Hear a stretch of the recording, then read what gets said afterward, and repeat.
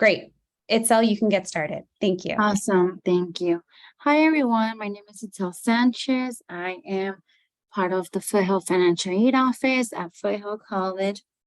I do have my colleague with me. She's currently as an attendee. Her name is Adali Padro.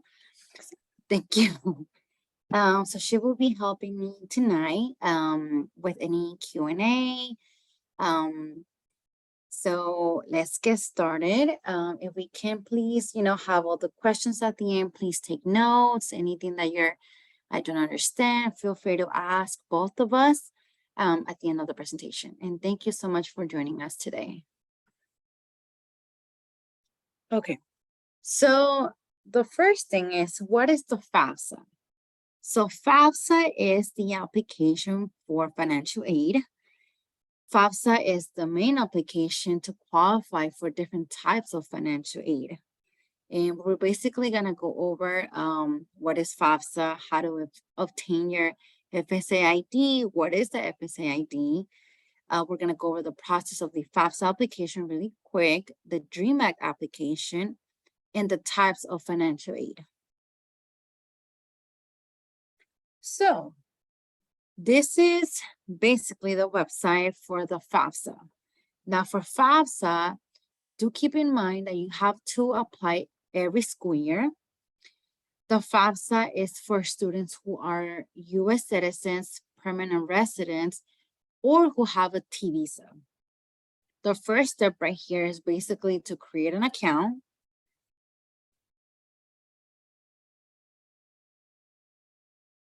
And when you create your account, basically it's gonna ask for your name, your basic information. With the FAFSA, you will be able to see how much you are expected to pay as an estimate, and basically what goes towards your financial aid.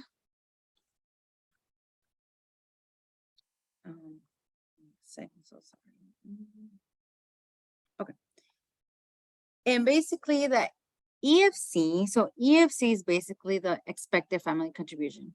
So based on the FAFSA application, that's how we determine how much you can qualify for and how much you actually can pay for school based on the income.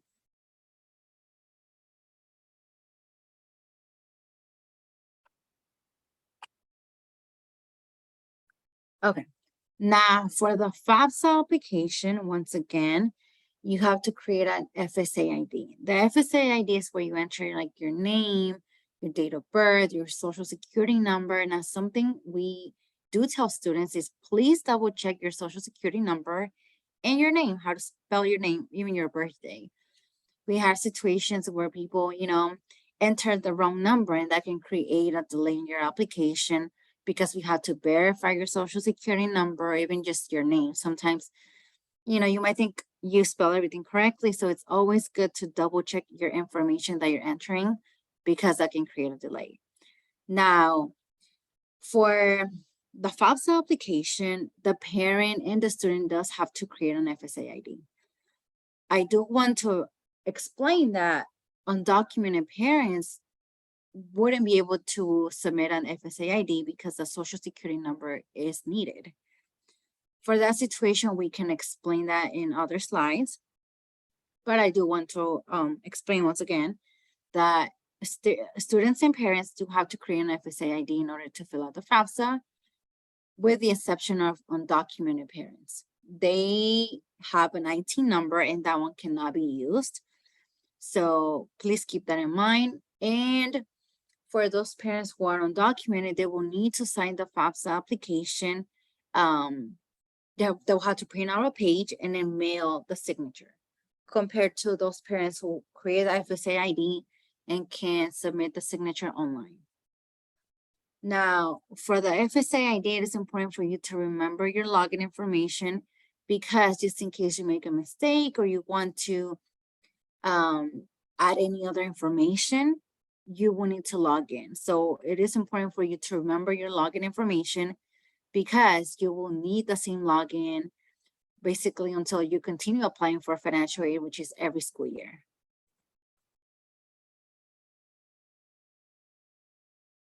Okay,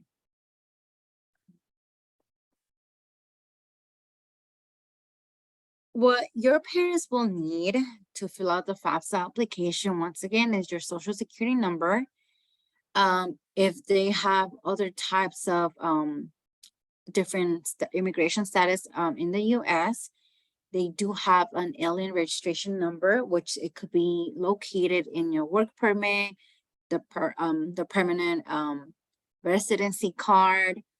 We do need your tax information.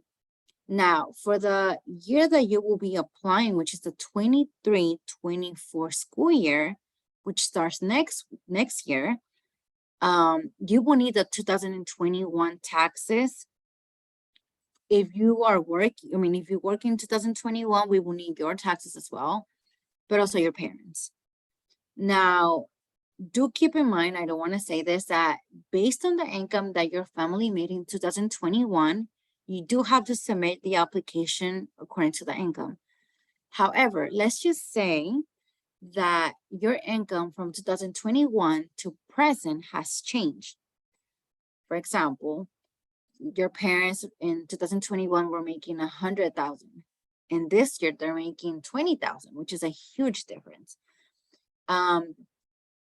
We do have appeals for that. So although you will still submit your application with the income from 2021, you can submit an application to appeal that income so you can qualify for more funds.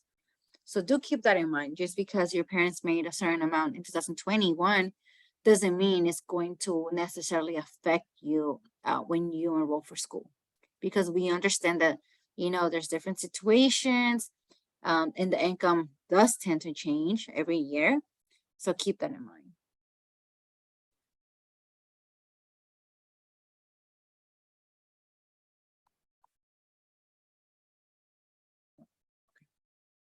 All right. So once you create your FSA ID, it's going to take you to a different link where you're actually going to start filling out the actual application. So once again, you're going to see your social security number already there, your name and your date of birth. It is going to ask for your school selection. For the school selection, you can actually add up to 10 schools that you plan on attending. Now, let's say that the 10 schools that you're adding, you actually don't end up attending any of them, and you end up enrolling into a whole different school. Please log into your application and make sure you add the school that you're actually going to attend. So please remember that. The applications don't transfer from school to school, so you will have to come on your application and make sure that the school is included on your application. Now, the next step is to determine your dependency status. For example, if you are married, if you are over to 24 years old, if you're, speaking to your family could be putting yourself at risk, we can consider you as independent. Otherwise, we wouldn't be considering you dependent, meaning you're depending from your family. So it is going to ask you a few questions to determine your status on that. After that, it's going to ask for your parents' information, their names, their social security numbers, in their financials, which is their tax information. Now, I do want to say that for parents, if a parent doesn't have a social security number, they need to enter zeros. So just all zeros. Do not enter their IT number. Just remember, it's all zeros. You can still add their name and their date of birth, but just not their IT number. After that, you will be submitting your, basically your finances. If you didn't work in 2021, you will basically just put zeros. If you did, then we can actually help you with entering the tax information. After that, you will need to submit the signatures. So basically, you are confirming that everything's correct. You're adding the schools that you're planning to attend. And towards the end, you're going to sign the application. Once again, the parent who has an FSA ID, they can actually submit the signature online. if your parent is undocumented, you will need to print the signature and mail the signature.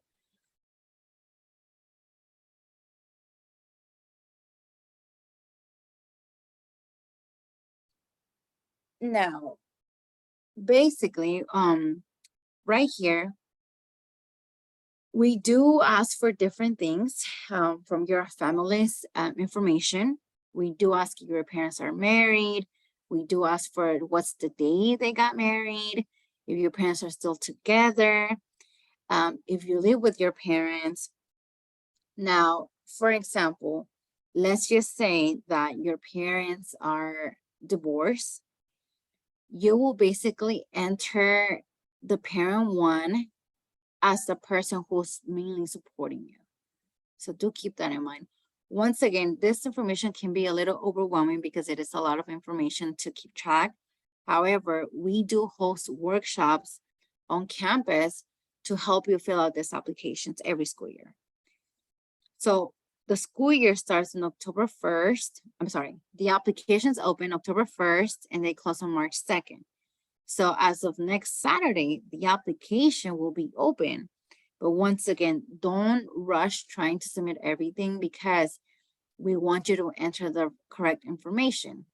So take your time and make sure you actually, asking your parents, like, what is your, the day you got married? And make sure all of the financial information is correct. That way there's no delay in your financial aid.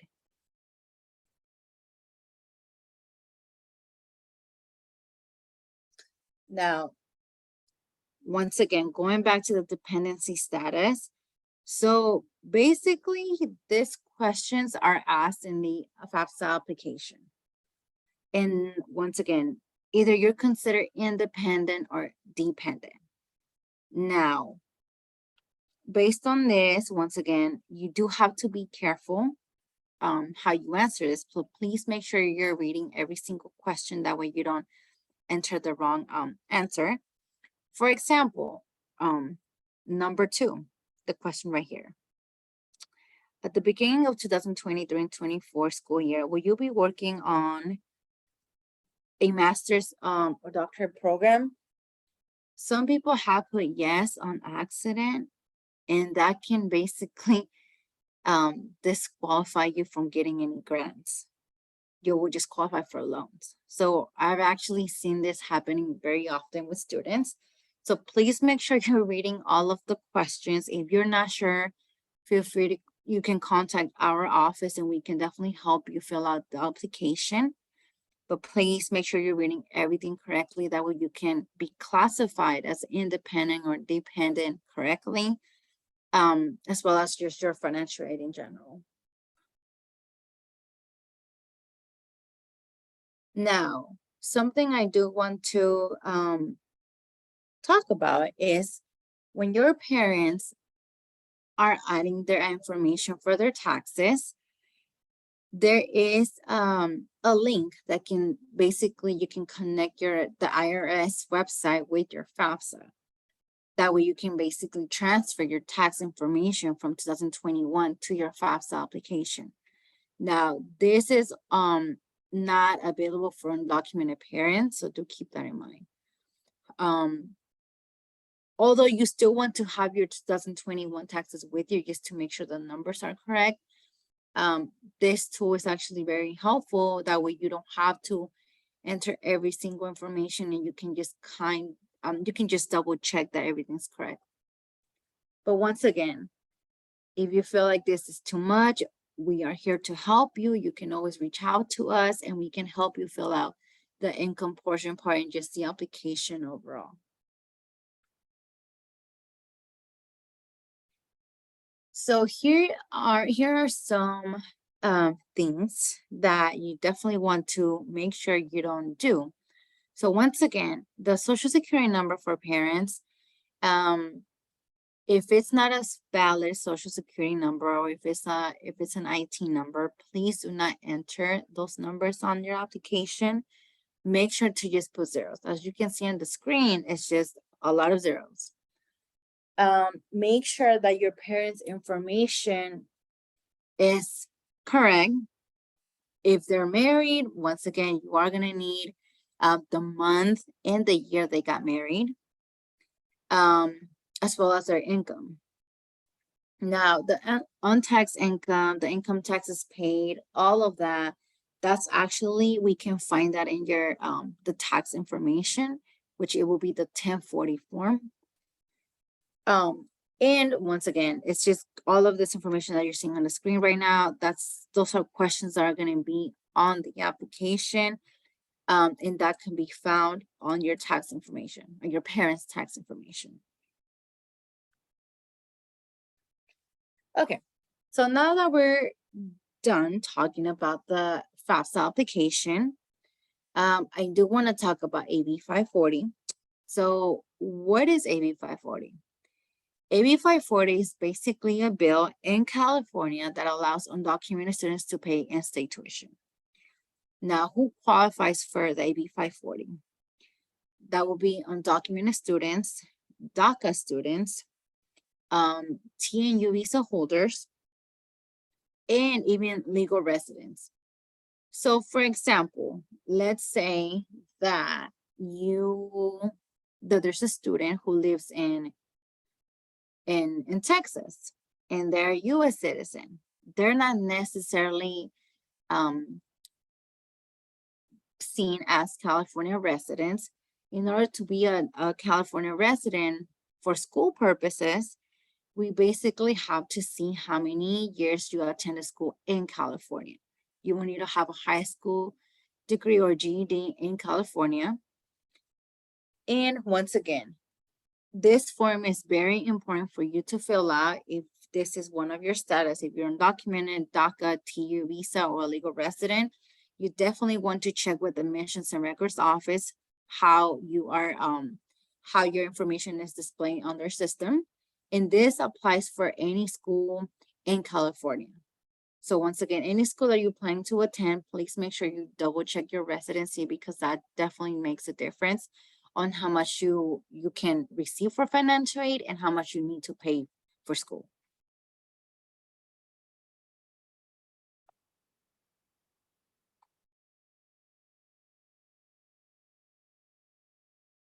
Okay, so to go more into detail by AB 540, here are the requirements to be classified as an AB 540 student.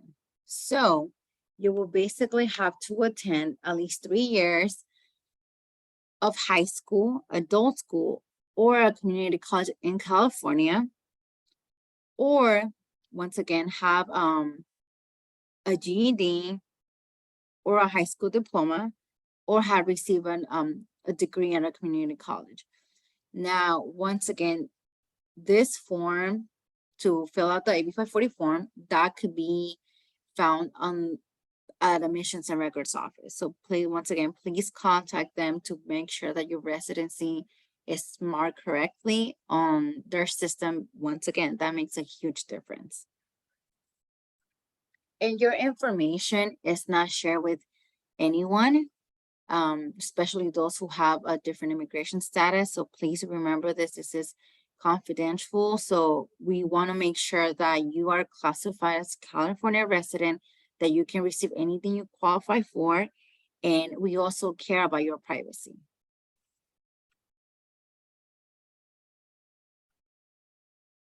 So for the California Dream Act, undocumented students, DACA students, and U visa holders can apply for the California Dream Act.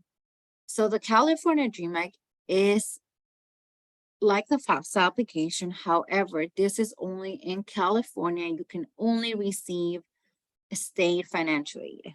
Compared to FAFSA, you can receive state and federal financial aid. The applications also open in October 1st, and they also close on March 2nd. Now, to qualify for the California Dream Act, one, you have to be classified as an AB 540 student, which is why I mentioned that it's very important for you to check your residency. And we do like to push the March 2nd deadline just for you to qualify for more funds. We do have a more competitive deadline at community colleges in California, which is September 2nd. So even though, let's say it's March 4th, you forgot to submit your application, you can still submit it. However, we highly encourage students to submit your application before March 2nd. And we also help students fill out this application. That way we can help you with the tax information and just anything in general with the application. Now, this is something very important I do want to touch on. So basically the PG GPA verification, when you are in high school, if you're a senior right now, please make sure you talk to your counselors for them to send the GPA verification form. Now, once you are at a college, we are basically in charge of sending that verification once you're a student with us. So as high school student, you have to make sure that they do send your information on time.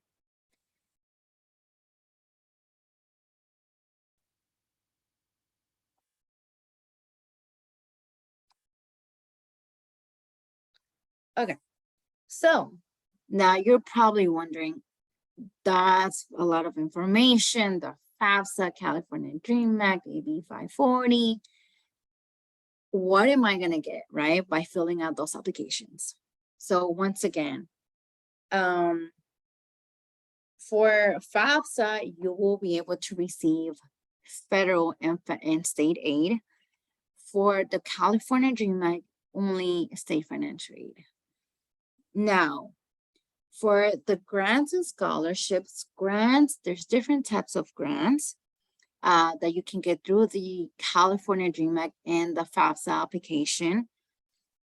Grants, you don't have to pay back that money. Scholarships, now scholarships is also money given to you that you don't have to pay back. We highly encourage students to apply for scholarships. That's free money given to you pretty much. So we also have our own scholarships that we offer to our students. So in addition to us having workshops on how to fill out the FAFSA and the California Dream Act, we also have workshops on how to apply for scholarships.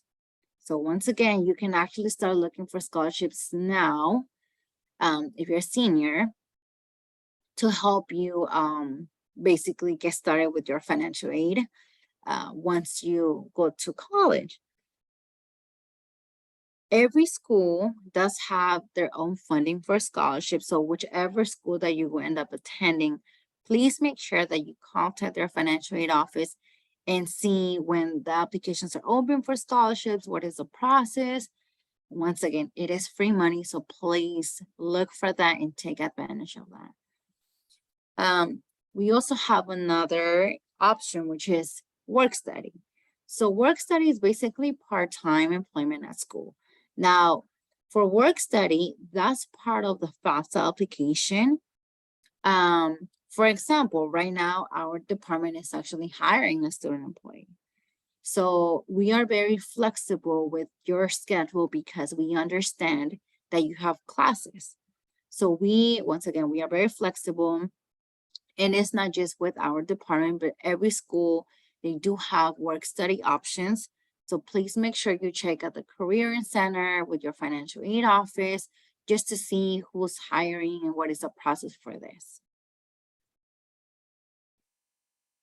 Then we have the student loans. Now, student loans is definitely not our favorite thing to offer because student loans do have to be paid back. Now, we always tell students, if you don't need to take out the loan, do not take it out because that is money you have to pay back. So try to stay away from loans. If it's an emergency and you really need the money, then yes, take it out. But otherwise, please try to stay away from loans and try searching for more scholarships. Once again, scholarship is money that you don't have to pay back.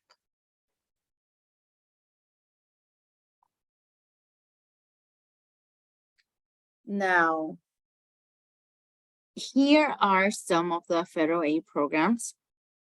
Once again, Pell Grant. Pell Grant is a grant that you don't have to pay back. This is basically when you fill out the FAFSA application. These are some of the options you will have to receive. Now, some of this, the amounts may vary based on your income, and not everyone's going to be offered the same thing because of their income. So once again, it is very important for you to know that you're entering the right information to your FAFSA application so you can receive the most money.